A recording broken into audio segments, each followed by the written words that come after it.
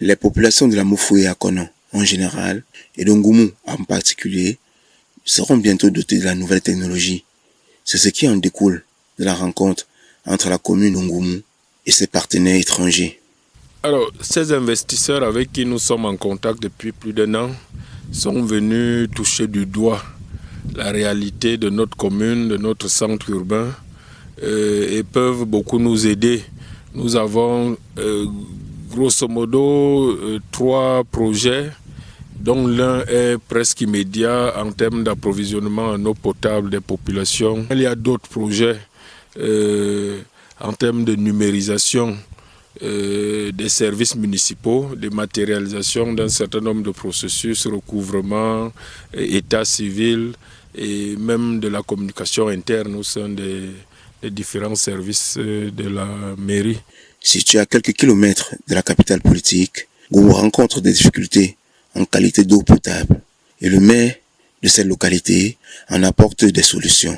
En termes d'approvisionnement en eau potable des populations, surtout scolaires du centre-ville de Ngoumou, nous sommes allés visiter les écoles, on a évalué la situation de ces pratiquement 800 individus qui forment la communauté éducative des 4 écoles primaires, maternelles ainsi que l'école normale qui sont tout juste à quelques centaines de mètres de la mairie. Donc il est question d'approvisionner suffisamment tous ces enfants de bas âge surtout en eau potable et en permanence. Ce projet d'adduction d'eau permettra à la localité d'économiser environ 30%.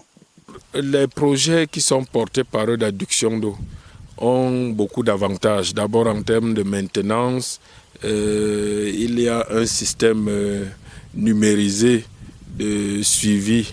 L'énergie de pompage aussi est solaire.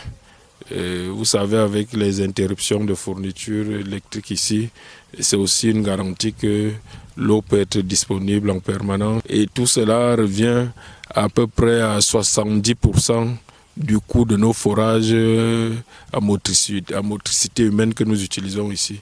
Donc nous réalisons déjà 30% d'économie. Cette journée du 16 février 2024 a été ponctuée par la rencontre avec Antoinette Zongo, préfet de ce département, et s'en est suivi une séance de travail. Rendez-vous est pris pour mars 2024, début des travaux.